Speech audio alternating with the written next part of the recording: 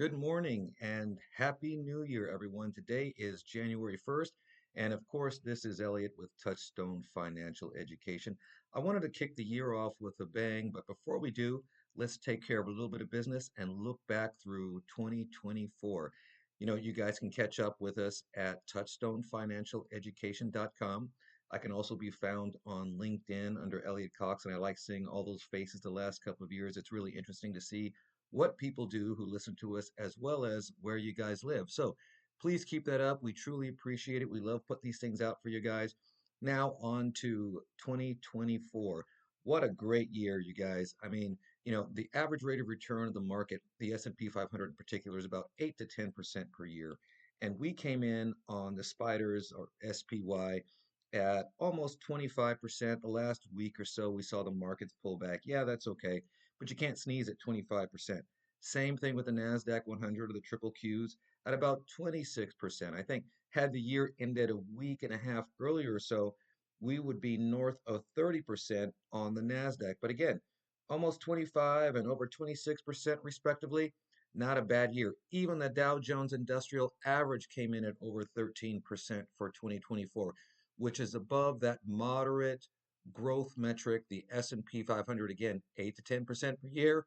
The industrials came in at 13. And I'll tell you, even those of you who had ETFs that are very conservative, like utility ETFs, for example, you did quite well. Double-digit returns for utilities are insane.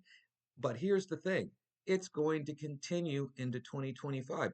We see the rally expanding into small caps, and actually it started expanding into small caps, into the third quarter, beginning of fourth quarter last year, which is really good.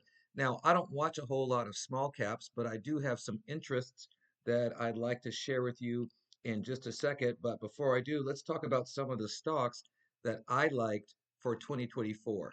All right. Palantir, CrowdStrike, Archer Aviation, even Super Microcomputer. I liked it until it got delisted.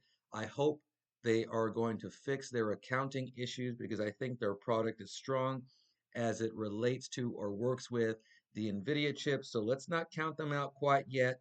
They did pretty well the first quarter or two of the year last year. And then, of course, things fell apart. So those of you who've been following Super Microcomputer know what I'm talking about. CrowdStrike was a turnaround situation. They had that hiccup with the airlines and tickets and so forth. Stock went from about 398 a share down to about 220, and it's hovering back around 350 to 360 as we speak. So some of you who jumped on that when we started talking about it earlier this year, good for you. You've made some money. And of course, my favorite, or one of my favorites for 24, was Palantir. It got added to the S&P 500.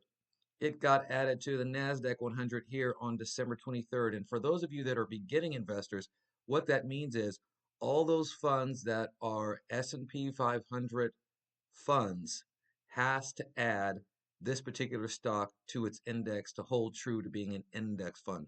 Same thing on the NASDAQ 100. All those NASDAQ 100 funds like the triple Qs, they have to add it to be a true NASDAQ 100. That's just more upward pressure. Plus, fundamentally, they're doing quite well. So CrowdStrike, Supermicrocomputer, Palantir, the triple Qs, the spiders, all did well. I like those. Oh, excuse me. The exception being Supermicrocomputer. I know, stepped in on that one. Hopefully, you guys got out first half of the year. I hope it returns to its glory and continues to track with NVIDIA once they get those accounting issues taken care of. So, what am I looking at for 25? Well, I'll tell you what, it's going to continue to be artificial intelligence. It's going to continue to be quantum computing, which we saw pick up first half, or excuse me, second half of the year. And here's something that's interesting for those of you who are closer to my age. Guys, we are getting flying cars. That's no joke.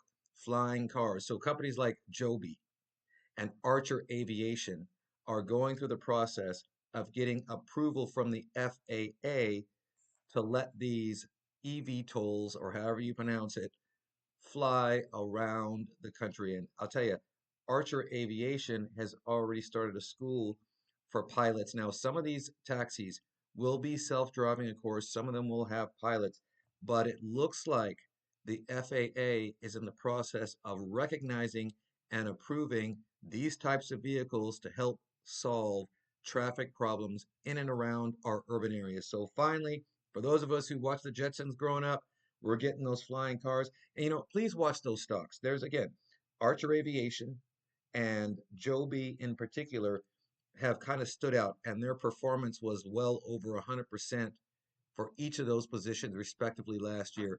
Small cap, super volatile. This is for you aggressive players out there, but there is something intriguing about that flying car story. And of course, like I said, AI, I've added SoundHound to my watch list this last year, and I expect their voice-based software, or whatever you want to call it, is going to do quite well. So how we respond to machines and how they respond back to us, SoundHound is working on, and they're doing a very good job of it. All right, so quantum computing, artificial intelligence, flying cars, and small caps in general. But I'll tell you, for most of us, a good small cap ETF will do the job, like VIOO, for example, which is the Vanguard S&P Small Cap 600 fund. You don't have to watch any particular stock, but having that ETF exposure into small caps, that's going to be a wonderful thing. So guys, it's going to be a good year. The momentum is going to continue. I know that 2024, the market slid towards the end. That's not indicative of a fundamental change in the market.